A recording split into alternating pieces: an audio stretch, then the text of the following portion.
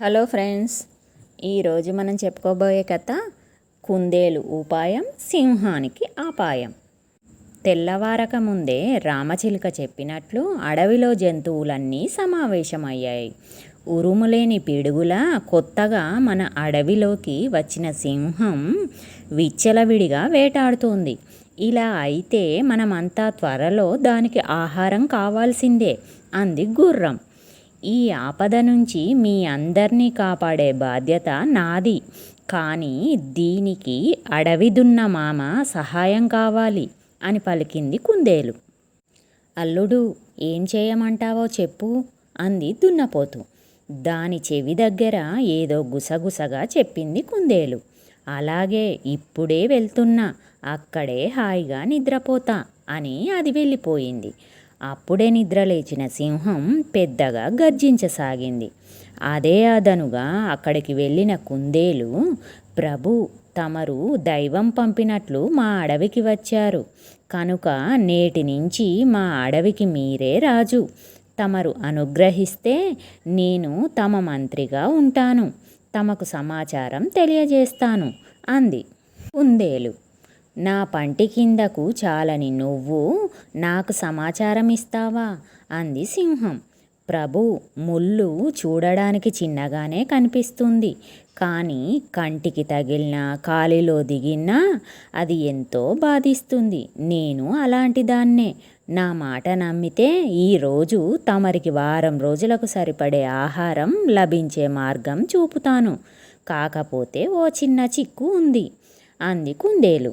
సరే, నేటి నుంచి నువ్వే నా మంత్రివి. నా ఆహార వ్యవహారాలన్నీ నువ్వే చూసుకోవాలి. ఏంటా ఆహారం, ఏంటా చిక్కు అంది సింహం. వనదేవత వరం పొందిన ఆ దున్నపోతును వేటాడాలి అంటే మామూలు విషయం కాదు, చాలా కష్టం.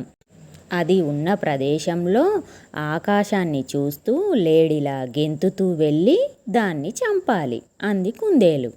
అలాగే, ఆ దున్నపోతును చూపించు.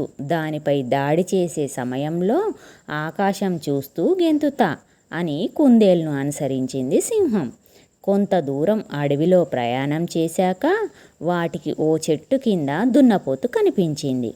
ప్రభు, దున్నపోతు ముఖం అటుపక్కకు పెట్టుకు పడుకుంది.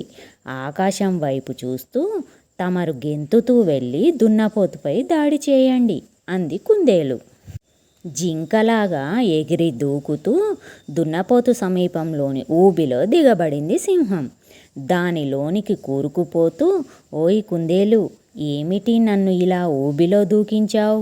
నన్ను త్వరగా కాపాడే ప్రయత్నం చేయి అంది సింహం.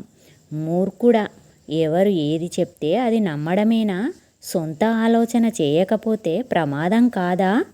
ఆకాశం వైపు చూస్తూ ఎగిరితే కింద ఏముందో ఎలా తెలుస్తుంది? మా వాళ్ళందరినీ కాపాడుకోవడం కోసం నిన్ను రాజును చేసి నేను మంత్రిని అయ్యాను అంది కుందేలు. ఊబిలోకి దిగబడిపోతున్న సింహాన్ని చూసిన జంతువులన్నీ కుందేలును అభినందించాయి. ఆఖరికి ఈ అడవి వదిలిపోతానని ఆ సింహం హామీ ఇవ్వడంతో జంతువులన్నీ కలిసి అతి కష్టం మీద దాన్ని కాపాడాయి. సింహానికి వాటి మీద విపరీతమైన కోపం ఉన్నప్పటికీ వాటి ఐకమత్యాన్ని చూసి ఆ అడవిని వదిలి వెళ్ళిపోయింది. సమస్యను ఉపాయంతో పరిష్కరించిన కుందేలును జీవులన్నీ సన్మానించాయి. ఇది ఫ్రెండ్స్ ఈరోజు కథ. కథ నచ్చితే లైక్ చేయండి, కామెంట్ చేయండి, సబ్స్క్రైబ్ చేసుకోండి.